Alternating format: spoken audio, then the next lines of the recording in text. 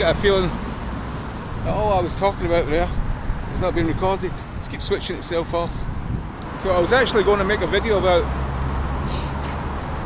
how I got here, how I got a visa, how I travelled to Russia in 2024. Because I was here in January. I mean, this is June. This is the first weekend in June. I was here in January. So this is the second time in 2024. I should have done a video previously about it, but I never. So I'm thinking of just doing one now and just walking around, but the weather sucks. I don't fancy getting stuck with lightning. So yeah. Well, let's see how I got on with this, and we'll try and tell you how to come to Russia if you want. No one's forcing you. So go mad in the comments if you like.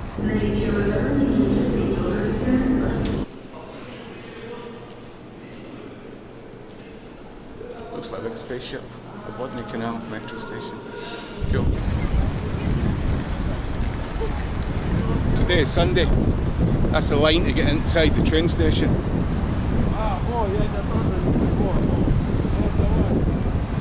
All the weekenders from Moscow going back. It's a lovely day. Certainly not like this in the winter. Peter and Paul Fortress. I don't know what ship that is, but it's an old like 18th century thing. St. Petersburg Stock Exchange. These two columns, I'm dedicated, I don't know what they are, Neptune or Poseidon. You know what, you've got a 50-50 chance saying they're Greek or Roman, I don't know. So cover your bases and say Greek or Roman. And Palace Bridge there. During the summer, it's a drawbridge that opens up to let marine traffic through. And the reason it's called Palace Bridge is ta-da! The Winter Palace is right there, or the Hermitage Museum. It's really, really busy. It's really busy, it's really noisy. Yeah, that's the Admiralty, that's the tip of the Admiralty. Is that a flash of lightning? I saw. I've been seeing them off and on for the past 15 minutes, especially over that way. I don't know if a storm's coming or not, but it's been spitting out rain. My t-shirt's getting a little damp. I wanted to start the video from over there. That's the spit of Vasilevsky Island, but it's all cordoned off. I've got a feeling, I was talking to the camera over there, but I've got a feeling it wasn't recording. Anyway, these two columns, the two red columns, they shoot fire into the sky on Memorial Days or special occasions, celebration days. It's quite a sight.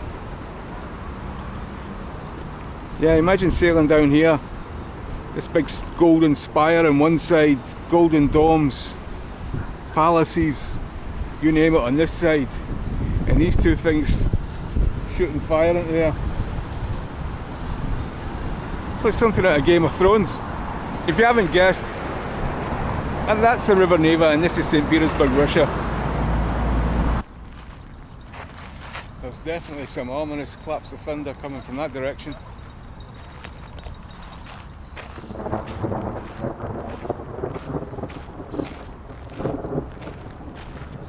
Yeah. Oh, hopefully it doesn't piss down. The smell in here looks lovely. All these little bushes, little dwarf trees in full bloom. Oh, you can really smell the fragrance in the air. Oh, this is a turn up for the books. I'd planned to sit right there and go through the visa process with you, but since it started to rain, I'm going to stand under this tree. I was going to talk about the visa process. Now obviously I've got a UK passport, so I'm here on the tourist visa, so that's the only thing I know about tourist visa for UK passports. I know a lot of countries have got e-visas. I wish we did, but we don't. So yeah, tourist visas for UK passport holders only. It might apply to other countries, I don't know. I'd advise you to do your own research if you're from another country.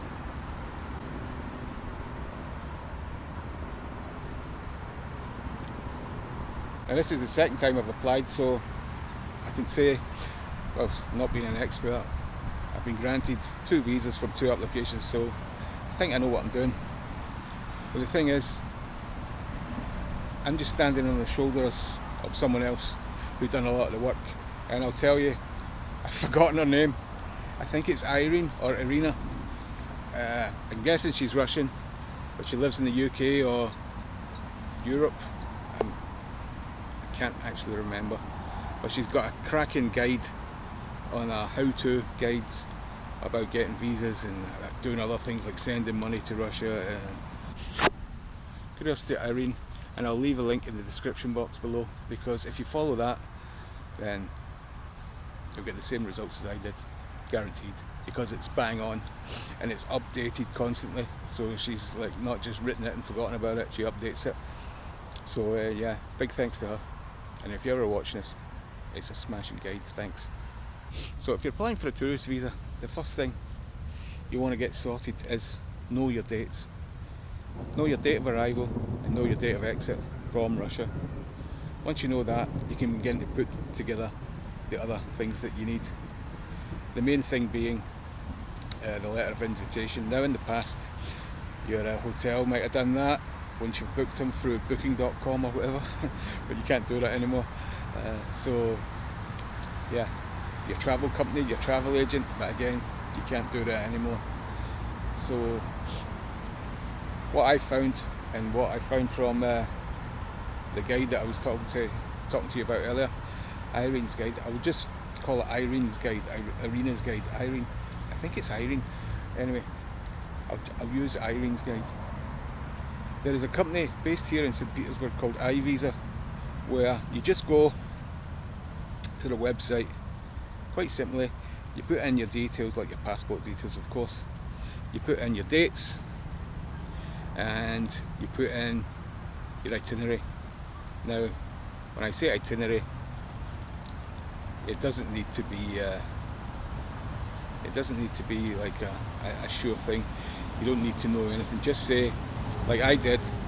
For example, I've got 10 days here, so I said, I'm 5 days in St. Petersburg, 5 days in Moscow. And I went on booking.com, because Russian hotels are still there, you just can't book them. I went on booking.com, I found a St. Petersburg hotel and I found a Moscow hotel. Got their name, got their address and got their telephone number, and I put it down in my application for my letter of invitation. Now you're going to like copy that down, your letter of invitation copies over into your actual visa application form, but it doesn't matter. You don't need to be staying at these things, these places. You can stay anywhere you want once you're here. It's just a bureaucratic thing. So no one's checking up with you, no one's following you around making sure that's where you are. It's just a case of filling in a form. So yeah, get a couple of hotels, or even just get one. Just say, yeah, I'm just going to St. Petersburg. I'm going to St. Petersburg for 10 days and I'm staying at blah blah blah hotel. Job done.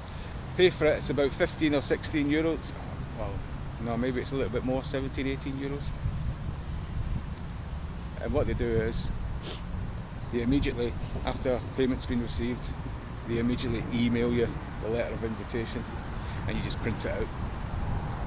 So that's that. I mean, it's simple. The whole thing takes 10 minutes, especially if you've already got your little note of hotels. Yeah, it takes less than 10 minutes because you're just inputting that, pay, send, and that's it. But make sure you've copied it down properly, no spelling mistakes, because it's got to match on your application form. It's quite simple. So it's really simple. I know it sounds like a whole hassle. I don't know why they continue with this thing. I think it's a Soviet legacy, bureaucratic exercise, but yeah, it's the rules, and you've got to follow the rules here to the letter, or else someone just would no. And it looks like the rain stopped, so I'm going to move somewhere else. That there is St Michael's Castle. This is Fontanka River. It's a summer garden over there. Yeah, Fontanka River. Very nice. Very nice indeed. There's a monument to Emperor Paul I in there. Yeah, we won't bother with that. By all accounts, he's a bit of a throbber of a man. Being the son of Catherine the Great, then might have some issues. Or if the son of Peter, then you might have some issues. Eventually he was bumped off by his own people. And no doubt the Maria Zakharova of the day would be saying that no doubt the British ambassador was involved. Well, it probably was. Bloody hell, here we go again. That was a heavy shower and I get caught in the middle of nowhere. No man's land.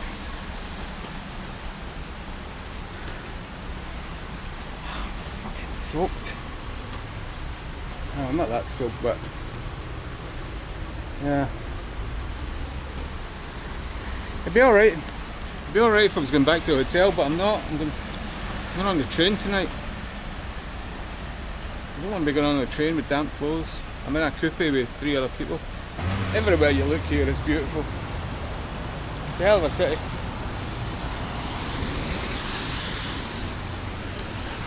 City centre, I mean.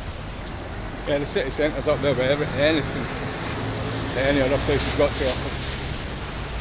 Outside the city centre, well, just the same as everywhere else.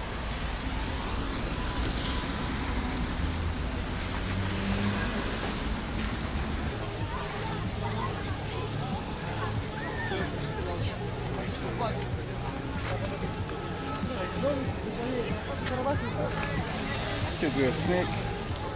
You see that very often. Gazprom Arena, or Zenit Stadium, Zenit Arena. It's the Western Speed Diameter Road.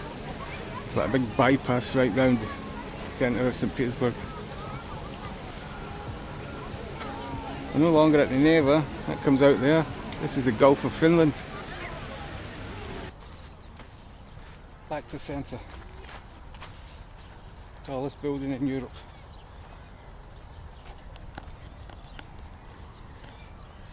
Headquarters of Gazprom.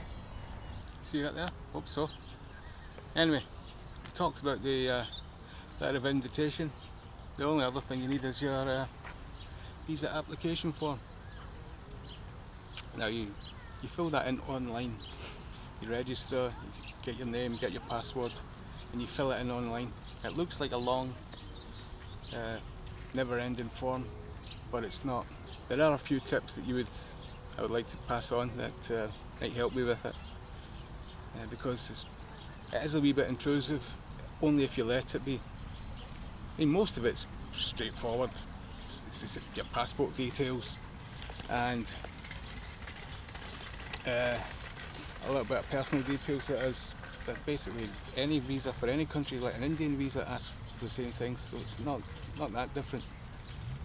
But you need to make sure the stuff in your letter of invitation matches what you're going to put in on your application form. And the same way, make sure everything's for your passport's on your application form as well. No spell mistakes, nothing stupid like that. Just double check it. Yeah, I know, sounds daft, but yeah, double check, because even like one letter out of place or a number out of place is grounds for rejection. So you've got a big long list of questions that you're gonna mostly answer no to, and they're kind of ridiculous. They're like, have you ever been in a political party in Russia? Have you ever been banned from Russia? Have you ever been a terrorist? Have you ever done this in Russia? Like, it's just a long list of questions. It's no. And it takes up like 1.5 pages worth of the actual form. It's pretty insane. But the other thing is, it will ask you stuff like, are you married or are you divorced? If you say divorced, it will ask for your partner's information. I just said unknown, location unknown. Just gave a name, location unknown. Does she have a passport? No.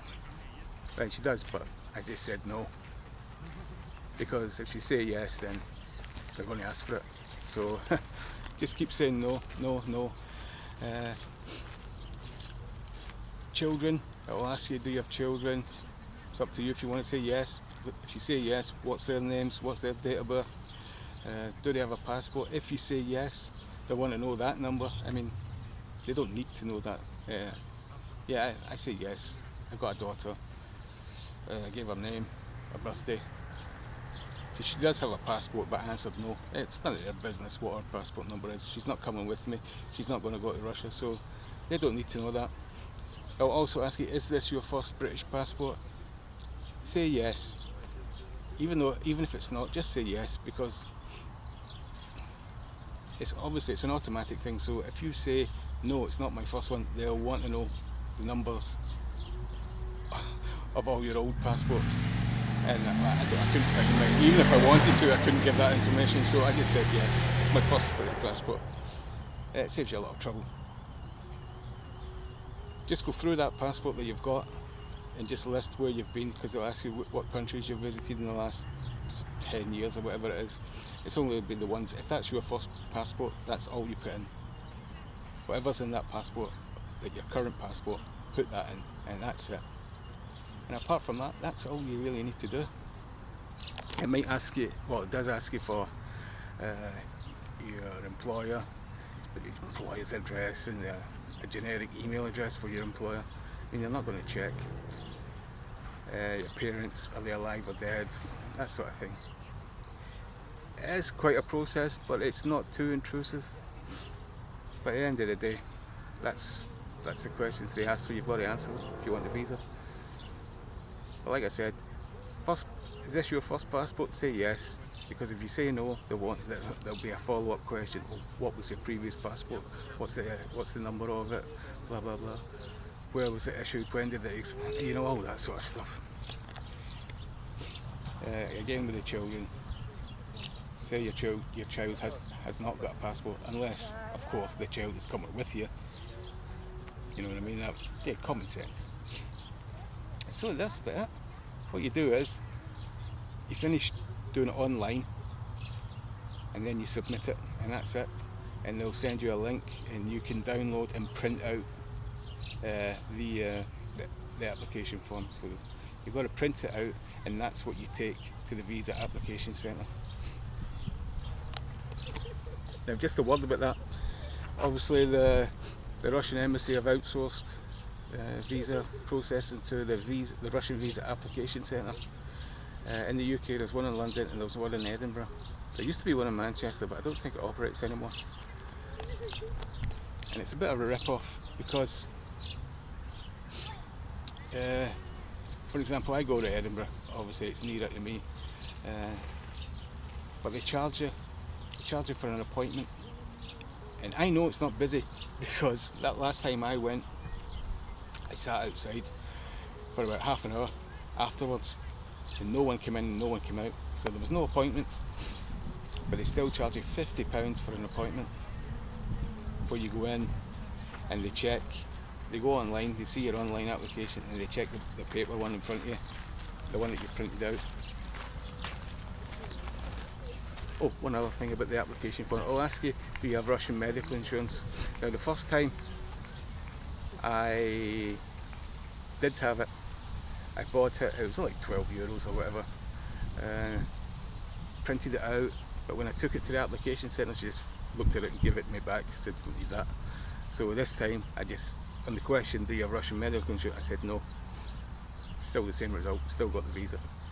So yeah, if they ask the question in the application form, do you have Russian medical insurance, say no. Because even if you do have it, they don't need it for the visa. I mean, obviously it might be good to have peace of mind for you. If you want to have it, take it. I don't have it, but it's up to yourself. But you don't need it, that's what I'm trying to say. Right, so yeah, you get to the visa centre, hand over your letter of application and your visa completed or printed out application form with the photograph on it. Don't stick it down too tight, just like a little bit of, don't go mad with the super glue or nothing, just like a little bit of Pritt stick, put it on, because the first thing they do is lift off the photo. That was digitised. So yeah, don't stick that don't stick that on too tight. So they'll go through it, they'll check for any mistakes, and then they just charge you. Oh, and they also fingerprint you, but that's, you know that anyway, so that's the reason you have to go to the visa centre, because you get fingerprinted. And I'll tell you how much it cost me, and funny enough, I've got the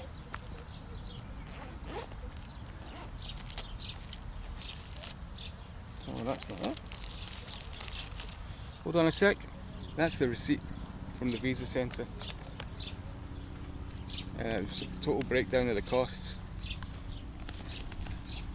I don't think you can see that clearly, I can barely see it.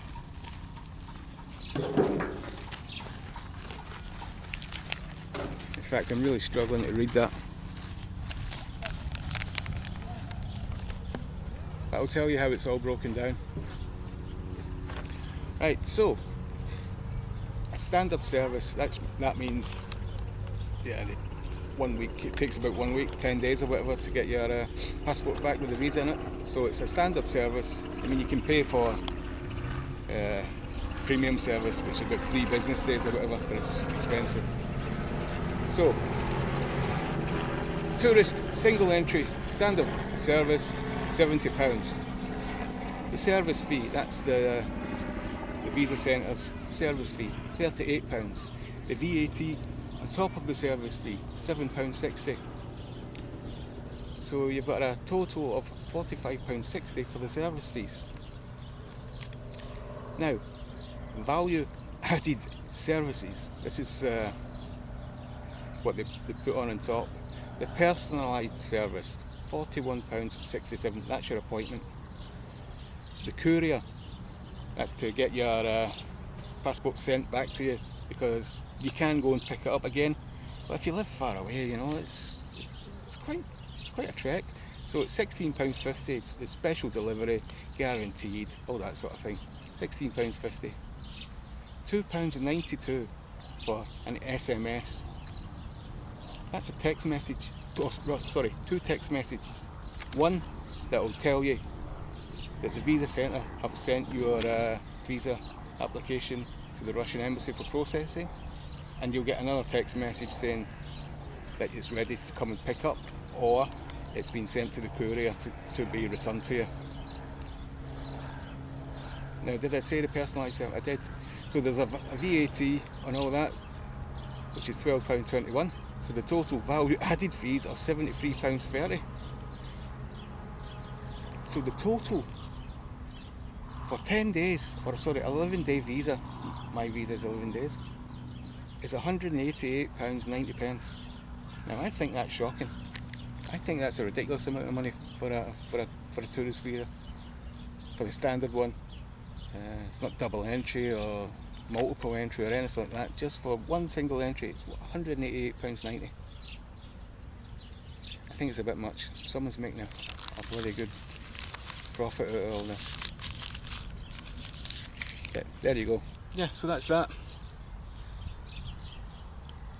That's the visa application form, the letter of invitation, and the total cost.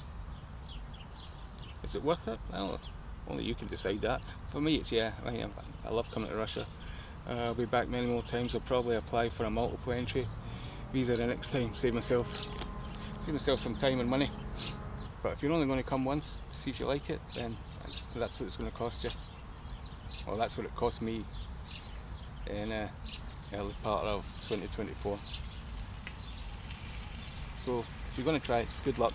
I would definitely recommend following the guide that I'll put down, Irene's guide or Irena's guide. It's invaluable. It really helped. I followed it to the letter, and I got no problems whatsoever. So yeah, follow that, and you can't go wrong. You cannot go wrong unless you've made some sort of silly mistake. But then again, that happens to us all. So just be careful, double check, and you'll be ready to go. It took me, this time, it took me longer than the previous application. The previous application took exactly 7 days from me submitting it to getting it back. I gave it in on a Monday. My appointment was on a Monday, and I got my passport sent back to me the following Monday. This time it took a lot longer because the visa centres observe not only UK holidays, public holidays, but they also observe Russian holidays. And there was a 3-day one. It was a weekend that went into the. There was holidays that fell on the weekend, but so they take them on the Monday and the Tuesday, etc. So they were closed quite a bit, so it delayed it quite a bit. But still got it. And I'm one for, I don't book my flights unless I've got the visa, so the delay cost me a little bit because the price for flights kept going up. I was like, damn it, come on. But it's just one of those things. So that's about it. That's what happened. That's how long it took. Normally it should take about a week, and if it takes any more, it won't take any more than 2 weeks. It can't possibly take any more than 2 weeks. I would love to see the huge flags flying here. 3 of them. Excuse me. But it was a windy day, and they don't put them up in the wind because they're that bloody big. I mean, if that's the size of that flagpole, you can only imagine the size of the flags. Be like that. I think the only thing left for me to say is, how did I get here? We all know the problem with the airlines and that. They don't come here, so how did I get here? Well, quite simply, I got here the same way as I did the last time. I flew from Glasgow to Amsterdam to Tallinn in Estonia, and then I took the bus to the Narva-Ivangorod border, and then got a further bus from Ivangorod to St. Petersburg. The bus company's name is Lux Express. There's a bus company called Baltic Express, there's one called Eco Lines, there's various other ones. They all do the same thing. Take you from Tallinn bus station to St. Petersburg bus station. Now, a few things have changed since January.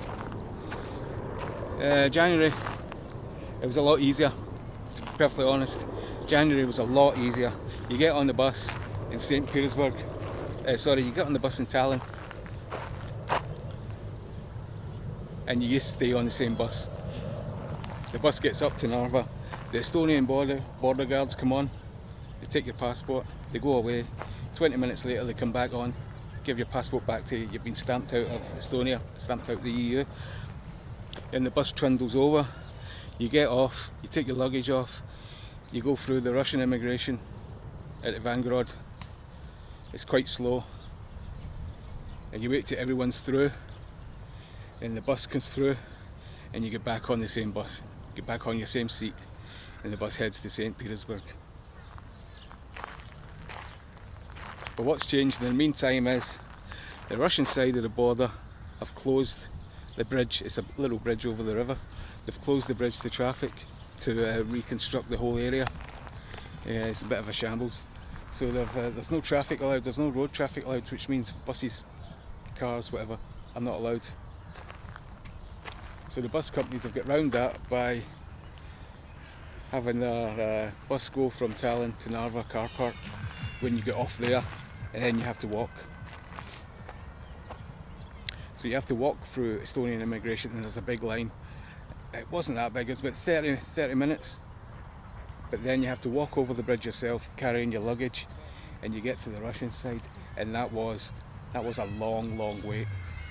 A long wait. It was like a 2 hours waiting in line.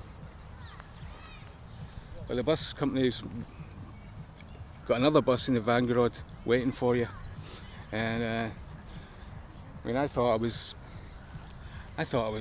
done for, because I get held up at the Russian side. I mean, they put me to the side and said wait. So I was waiting for an extra 30 minutes. I could see a couple of people in front of me who were on the bus. They got through easily through the Russian immigration, but I was still waiting for at least half an hour. But by the time I got through and I was walking up to the Ivangorod car park where my bus hopefully was.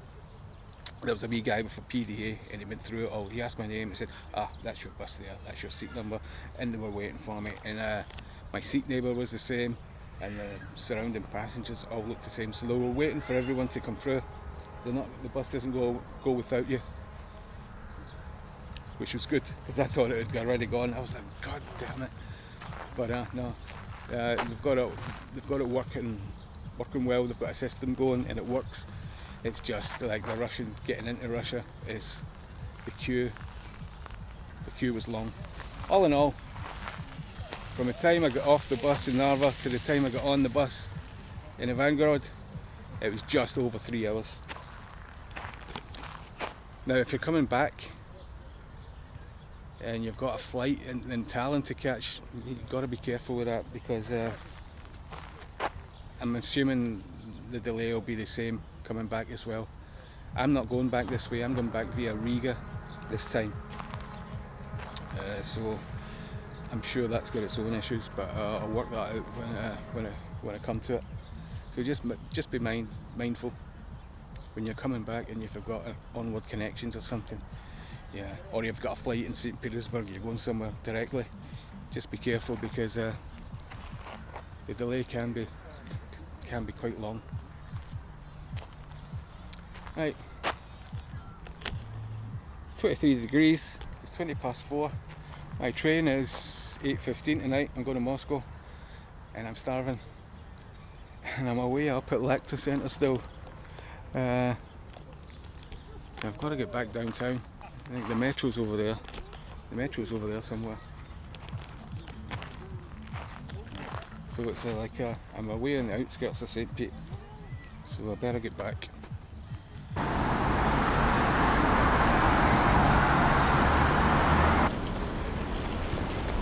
Go on, son, go on. Must be late for his train. Okay. Moskovsky Vokzal behind me. I'm just about to head in. My luggage is there in a storage locker. I've only got one shot to get it open, and else it locks. So let's hope it reads the barcode. That's me about done with St. Petersburg. Again, till next time. I like it here, but I'll definitely be back. And it's really, really busy. You know what, I think I'll come back in the winter. Something about the snow and ice, especially outside that hotel, that dampens the noise of the traffic. And there's just less people around, less people going out, less people around, less tourists. So it's probably a bit better to come maybe autumn, not at the height of summer or the start of summer. So yeah, I'll be back some other time. You can see it up there, 25 to 7. Gorod Goroy, Leningrad, Hero City, Leningrad.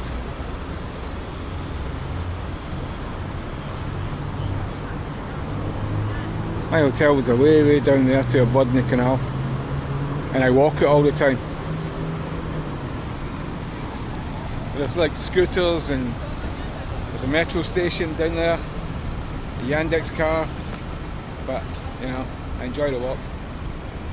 Anyhow, I'm going to head in here, get my bag, have a seat, and try and find a hotel in Moscow to book, because I've not got one booked yet.